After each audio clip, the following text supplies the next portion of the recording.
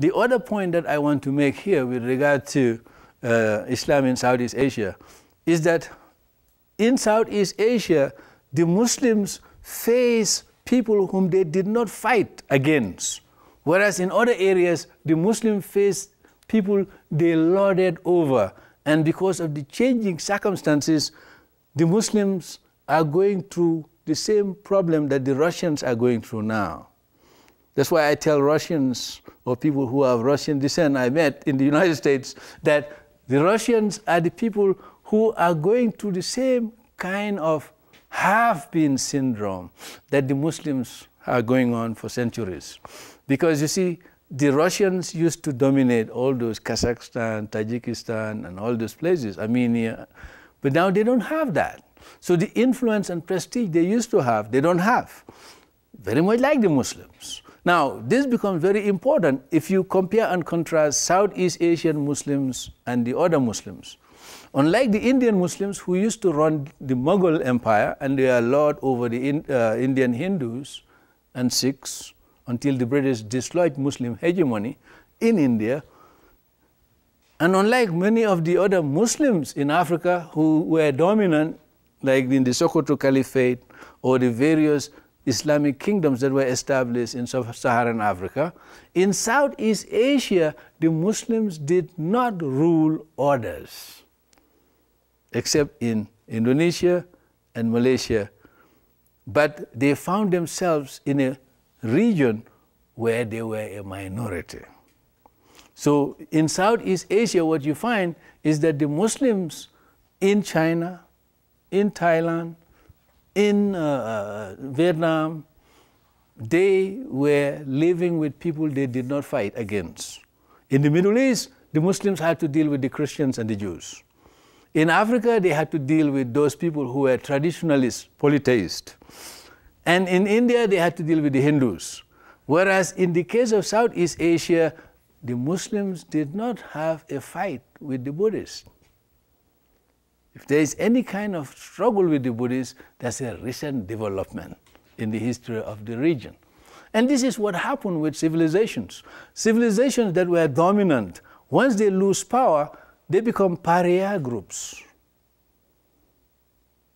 And of course, the Muslims, to understand the tension that is happening globally and the role and place of the Southeast Asians in that tension, you have to understand the history of dominance. Muslims who were dominant before and are now sidelined and marginalized will be more angry.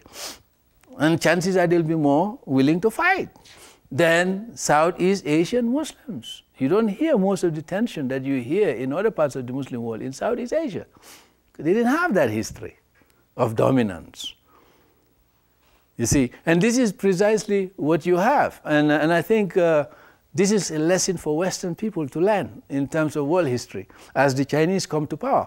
Now, the reality is when you look at the situation in the world system, you have to recognize the fact that in Southeast Asia, you are beginning to have a new reality there. And that new reality is that the Southeast Asian countries are coming to recognize that in order for them to join this power game, they have to work out a modus vivendi of the various religions they have there.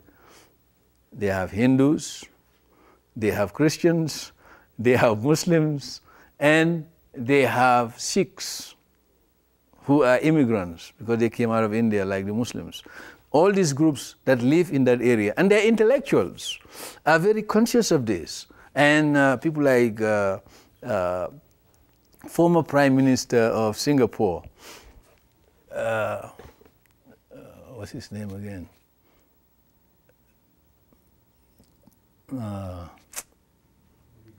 Lee Kuan Yew. People like Lee Kuan Yew, people like Chandra Muzaffar and all those other people who are in that part of that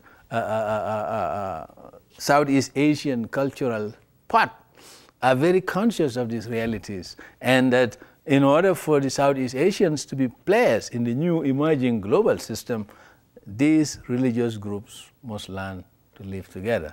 And of course, they try to develop an accommodating system of coexistence. Now, whether it will work is something to be seen. So I will conclude just by saying to you that in Southeast Asia, Islam is very much alive, and the Southeast Asian Muslims are very proud of the fact that they are part of this caravan of modernization. And in the case of Malaysia and Indonesia, they have developed newly industrialized systems. Now, whether they will maintain that in the coming years is something that the leadership of that part of the world, Muslim and non-Muslim, will have to decide. So the Buddhists in Thailand must learn to live together with Muslim Malay, and the Muslim Malay must learn to live with Christian Filipinos. So that is the kind of situation that you have in Southeast Asia. Philippine Christians living with Malay Muslims and Indonesians together with Buddhists out of Vietnam, Thailand, and other areas. Something which is very different from what you have in Western Europe, in Africa. The closest would be America. So Southeast Asians look to America and hope that Americans will look to them. I end here. Thank you.